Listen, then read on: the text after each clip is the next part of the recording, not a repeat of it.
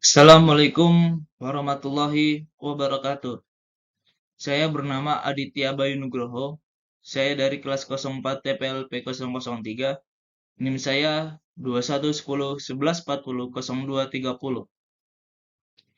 Di sini saya akan menjelaskan beberapa tahapan yang sudah saya pelajari dan saya sudah lakukan penginstalan, yaitu pada tahapan praktikum jaringan komputer dari pertemuan 8 sampai dengan 14. Di sini ada beberapa pertemuan, yaitu pada praktikum jaringan komputer, yaitu dari pertemuan 8 sampai dengan pertemuan 14. Yang pertama ada pertemuan 8, yaitu di sini kita membahas menginstal WordPress pada Ubuntu 2204. Lalu selanjutnya ada pertemuan 9, yaitu di sini kita membahas instalasi Windows Server dan Active Directory lokal. Lalu selanjutnya kita membahas pertemuan 10, membuat VPN server atau lokal. Lalu di sini kita membahas setelah itu pertemuan 11, yaitu Cloud Service atau VPS. Dan selanjutnya kita membahas pada pertemuan 12, yaitu cara menginstal WordPress pada VPS. Setelah itu kita memasuki pertemuan 13, yaitu kita menginstal modul. Dan yang terakhir yaitu kita memasuki pertemuan 14, yaitu Create Cloud Server. Setelah itu kita memasuki yang tahapan pertama, yaitu menginstal WordPress pada Ubuntu 22.04. WordPress pada Ubuntu 22.04 memanfaatkan teknologi open source seperti apa sih? Sebagai server web, MySQL sebagai sistem manajemen database, dan PHP sebagai bahasa pemrograman untuk menghasilkan konten dinamis. Kombinasi ini memungkinkan pengguna untuk dengan mudah mengelola dan mempublikasikan konten di situs web mereka, yaitu dengan tanpa perlu memiliki pengetahuan pemrograman dengan mendalam. Lalu kita di sini memasuki tahap pertama, yaitu pointing domain. Pertama kita memasuki VirtualBox dan lalu kita jalankan Ubuntu server kita. Setelah itu kita ketikkan IP address untuk melihat IP Ubuntu server sudah muncul atau belum. Dan di sini pun saya memasuki contoh gambarannya dan tahapan-tahapannya. Lalu di sini setelah itu kita memasuki step 2, membuat DB username dan password. Setelah itu kita membuat database user dan password untuk WordPress pada phpMyAdmin. Setelah itu kita memasuki login phpMyAdmin kita. Lalu kita memasukkan nama pengguna dan kata sandi, lalu dibuat. Setelah itu kita memasuki step 3, yaitu mendownload WordPress. Lalu setelah itu kita memasuki step 4, extract WordPress zip file. Masukkan source code di bawah ini untuk extract file WordPress.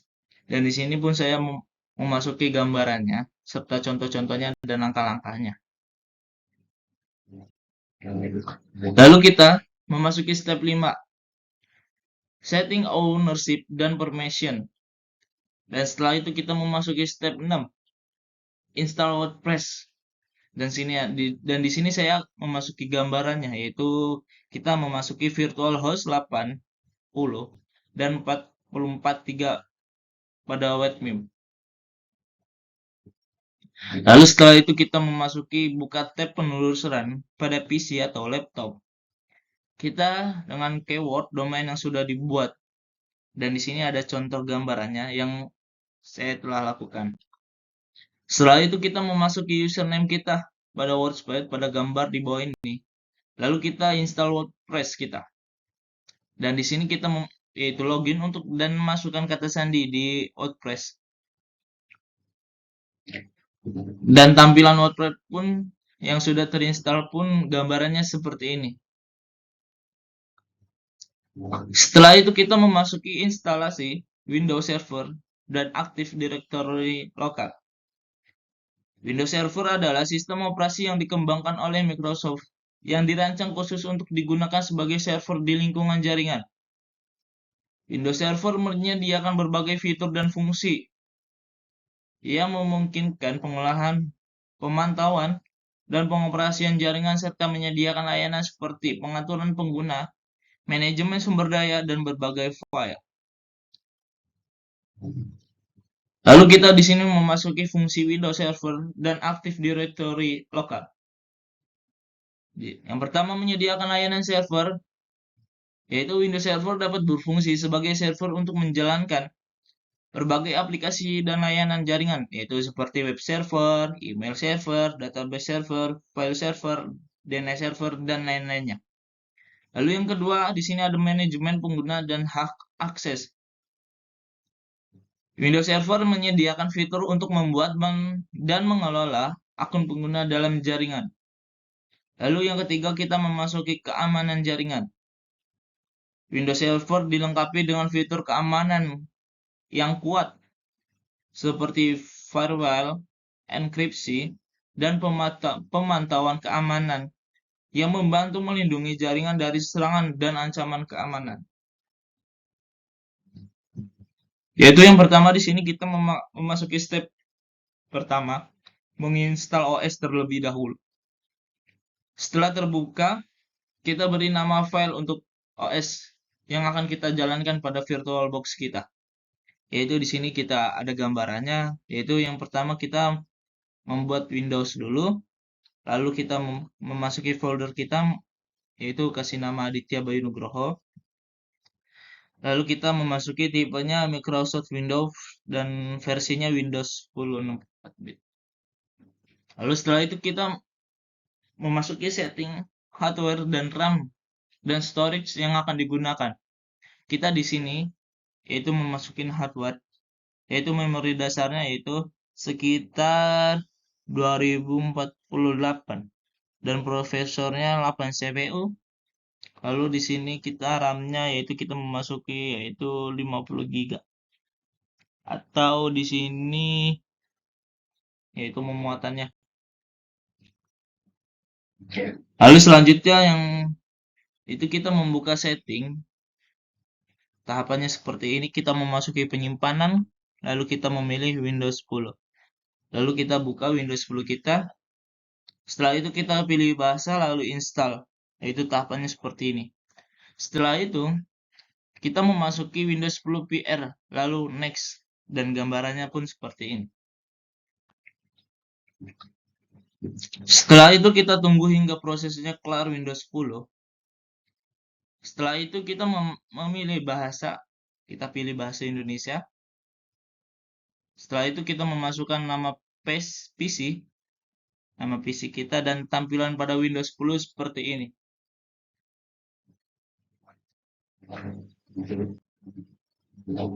Setelah itu kita memasuki step 2, melakukan testing. Kita sambungkan PC kita dengan internet yang juga tersambung dengan Windows Server.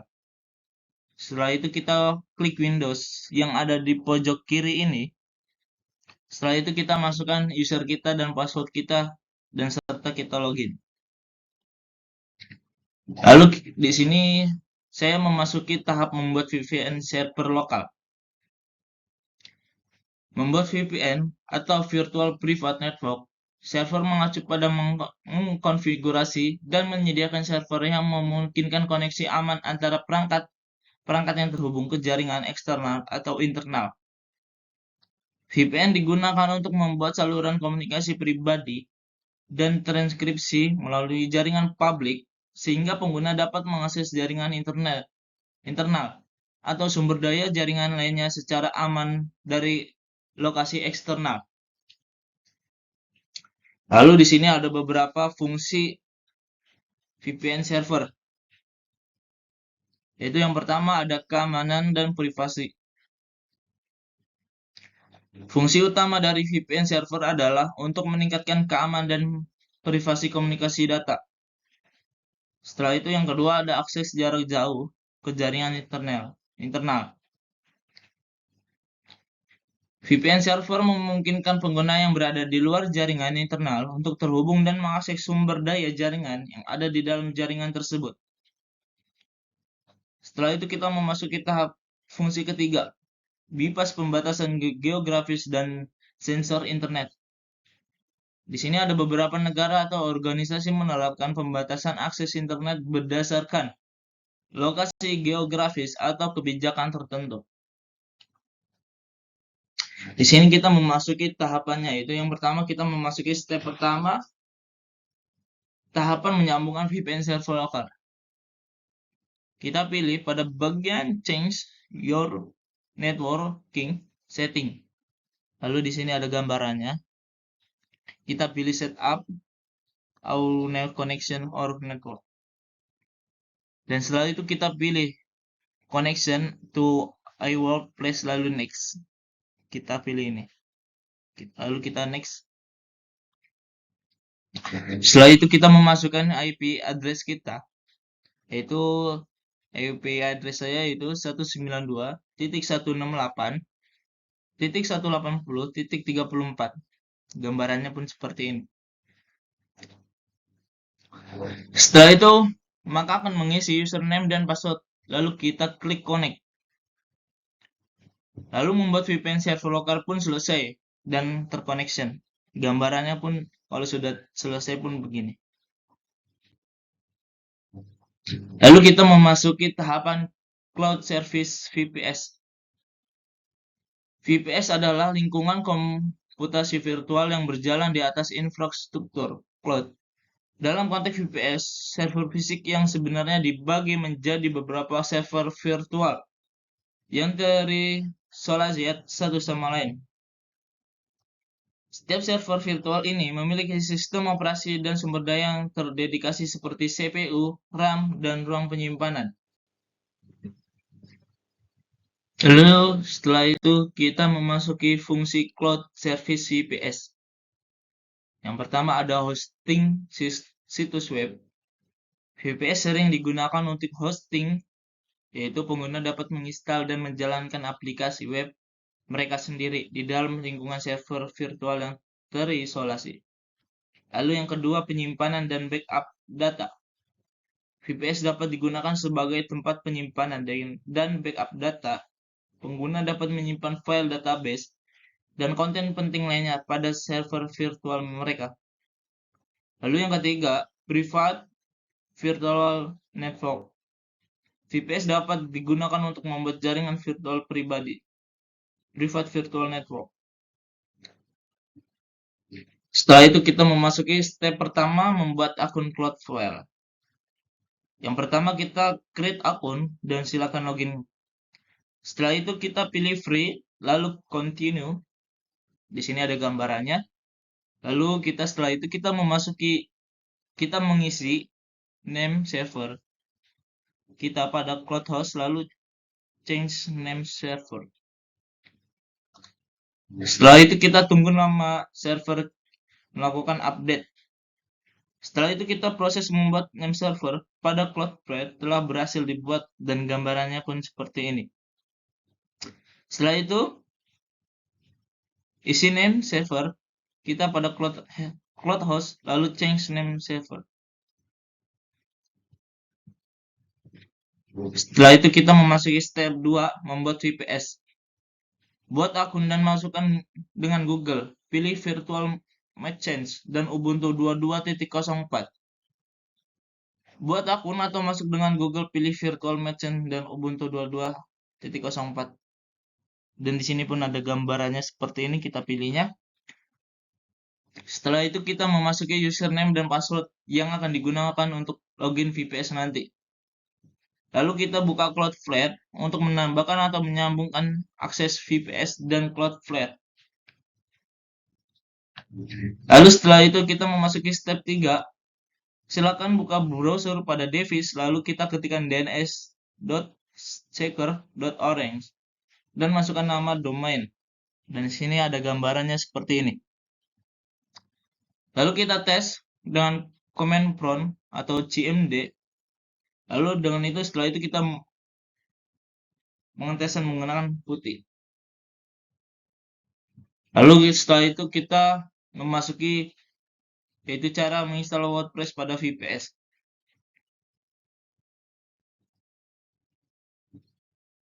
Yaitu setelah itu kita fungsi menginstal WordPress pada VPS. Yaitu yang pertama pembuatan situs web. Yaitu install WordPress pada VPS memungkinkan Anda membuat dan mengelola situs web menggunakan platform WordPress yang populer. Lalu kedua, keamanan. Dengan menginstal WordPress pada VPS, Anda dapat mengimplementasikan langkah-langkah keamanan yang lebih canggih, meningkatkan kinerja dalam beberapa kasus menginstal WordPress pada VPS dan dapat meningkatkan kinerja situs web Anda. Lalu di sini ada beberapa tahapan, yaitu yang pertama tahapan membuat web server. Yang pertama kita install Apache Web Server, yaitu kita ketikkan sudo apt install update, lalu sudo apt install Apache 2, terus lalu kita sistem ctl status Apache 2, lalu kita memasuki sudo apt install wget nano Setelah itu kita menginstal DBS MariaDB 10.3. Yaitu di sini ada beberapa tahapan install, yaitu PHP package kita.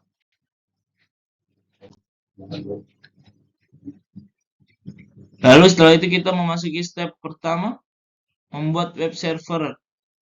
Yang pertama kita memasuki instalasi PHP My Admin. Dan di sini kita ada gambarannya. Lalu setelah itu kita install webmin. Kita ketikkan sudo wget key, lalu kita http://www.webmin.com /jcameron.asc, lalu sudo apt add sudo apt update. Lalu setelah itu kita sudo apt install webmin kita, dan gambarannya seperti ini. Dan ini pun sudah terjadi. Setelah itu kita install Catbot. Masukkan sebuah perintah berikut pada terminal remote SSH yang digunakan untuk melakukan instalasi sertifikat SSL. Let's see and repeat. Sudo apt install Sirbot Python 3 scriptbot apache -b.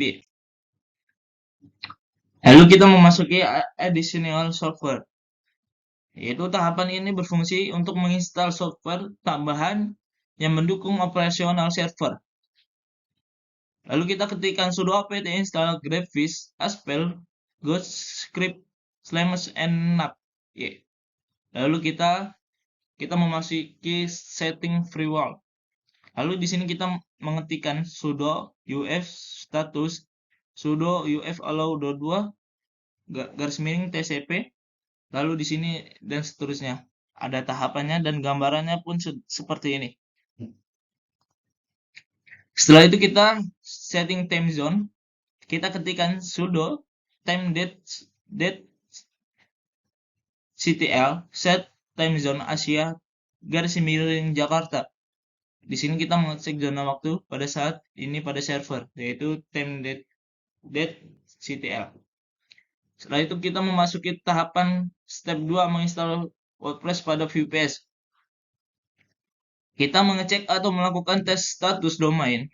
Gambarannya pun seperti ini. Kita mengeceknya. Setelah itu kita download, kita ekstrak file installer WordPress. Sudo apt install webmin, sudo wget https://2.2/wordpress.orange. Setelah itu kita membuat dua konfigurasi virtual host dengan port 80 dan 443 sesuaikan dengan domain yang ada serta arahkan ke folder installer WordPress yang telah diekstrak. Gambarannya seperti ini. Setelah itu kita menginstal SSL Let's see and serif domain kita dan menyesuaikan sesuai dengan domain milik kita.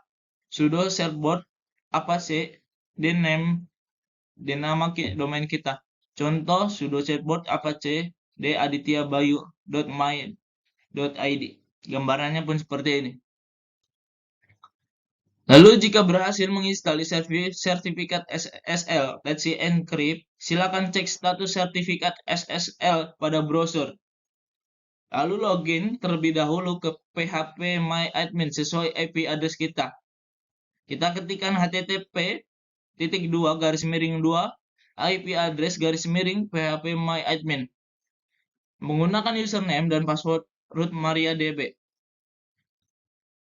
Setelah itu kita isi nama username akses MariaDB, password akses MariaDB serta buat database sesuai username MariaDB dan beri akses username terhadap database yang dibuat. Scroll ke bawah lalu klik go. Gambarannya seperti ini. Setelah itu cek login, masukkan username dan password akun WordPress serta database-nya. Gambarannya pun seperti ini, kita memasuki tahapannya. Lalu jika user database WordPress berhasil dibuat, maka tampilan dapat dilogin muncul pada tampilan di bawah ini.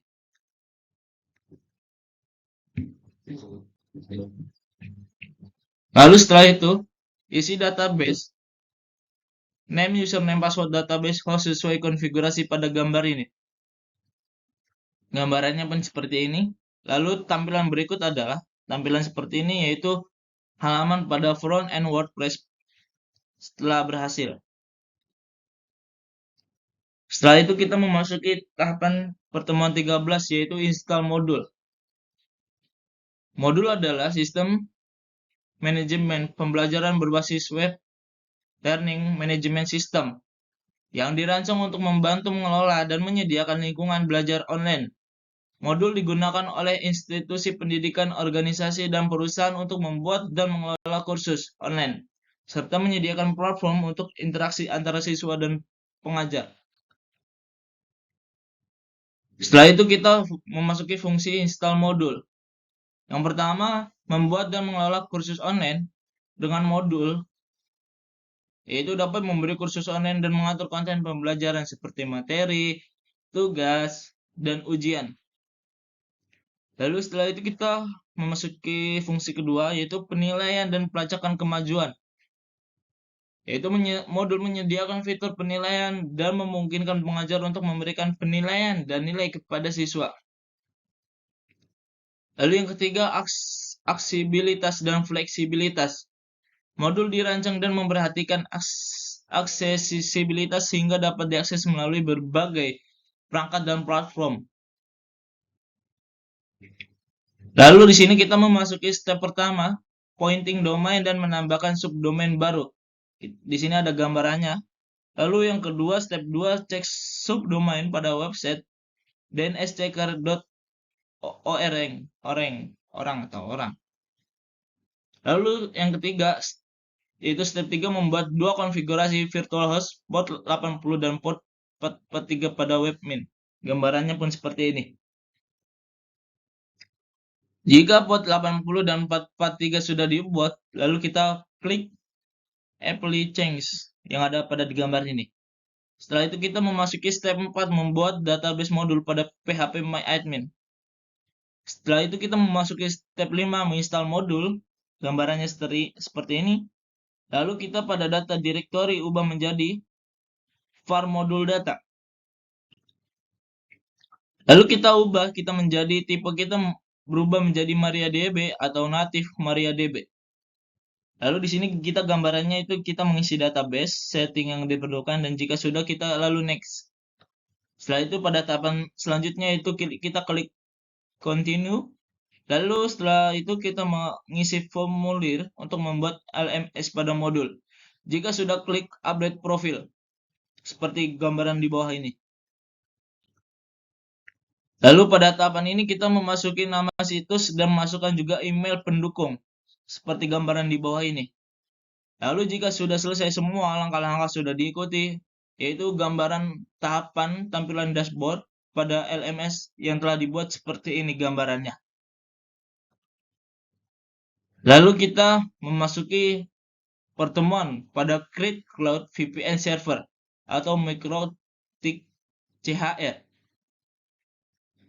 Cloud VPN server merupakan sebuah infrastruktur jaringan yang menggunakan teknologi Virtual Private Network atau VPN yang diimplementasikan di lingkungan cloud. Dalam konteks mikrotik CHR Cloud Host Router, Create Cloud VPN server merujuk pada proses pembuatan dan konfigurasi server VPN menggunakan mikrotik CHR yang dijalankan di platform cloud seperti Amazon Web Server AWS, Google Cloud Platform GCP, Microsoft Azure, atau layanan cloud lainnya. Lalu di sini ada beberapa fungsi VPN server, yaitu yang pertama ada keamanan data, yaitu salah satu fungsi utama VPN server adalah untuk meningkatkan keamanan data dalam komunikasi melalui jaringan publik seperti internet. Lalu yang kedua, keamanan Wi-Fi publik. Saat menggunakan Wi-Fi publik atau hotspot, seringkali data yang dikirimkan tidak aman dan rentan terhadap peretas atau serangan. Lalu yang ketiga, anonimitas dan privasi.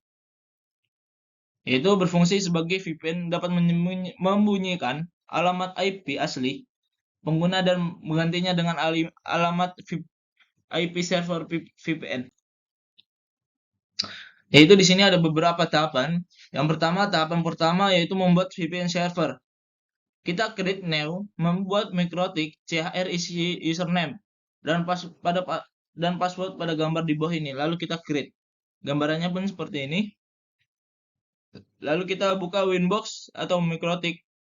Lalu kita paste IP yang disalin dari mikrotik CHR yang telah dibuat. Lalu kita connect-kan. Setelah itu gambarannya kita klik sistem. Lalu kita pilih user dan klik 2 kali di bagian admin. Maka akan muncul user admin seperti ini gambarannya. Isi password dan konfirmasi password API lalu oke. Gambarannya seperti ini. Lalu kita lanjut, kita pilih P3 atau PPP. Setelah diklik, pilih interface, lalu kita klik PPTP server. Lalu kita memasuki tahapan, kita klik centang di bagian enable, lalu apply, terus oke. Lalu kita klik sistem, lalu pilih user dan klik 2 kali di bagian admin. Maka akan muncul user admin seperti di bawah ini gambarannya.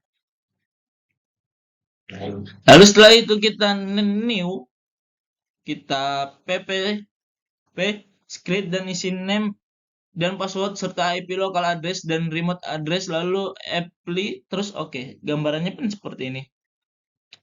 Lalu kita pilih free wall serta muncul pilihan NAT atau NAT. Setelah itu kita menyeting mikrotik atau Winbox. Selesai masuk ke menu setting Wi-Fi. Lalu kita pilih network dan internet. Setelah itu pilih dan klik VPN. Gambarannya pun seperti ini. Lalu server name or address. Lalu kita pilih VPN tipe sebelah. Itu yang pertama, kita memasukkan username kita dan password. Lalu kita save gambarannya seperti ini. Lalu kita klik connect-kan VPN yang tadi kita buat. Gambarannya seperti ini. Lalu step kedua kita melakukan pengetesan. Yaitu kita melakukan pengetesan yaitu alamat IP yang sebelum dikoneksikan menggunakan VPN. Gambarannya seperti ini yang sebelum dikoneksikan menggunakan VPN. Lalu kita menyambungkan koneksi dengan VPN. Gambarannya pun seperti ini. Lalu setelah itu kita masukkan alamat IP yang setelah tersambung dengan koneksi VPN. Gambarannya pun seperti ini.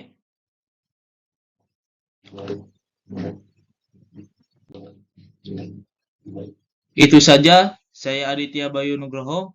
Apabila ada kesalahan, mohon maaf. Dan itu saja yang saya bisa dapat sampaikan. Kurang lebihnya mohon maaf. Wassalamualaikum warahmatullahi wabarakatuh.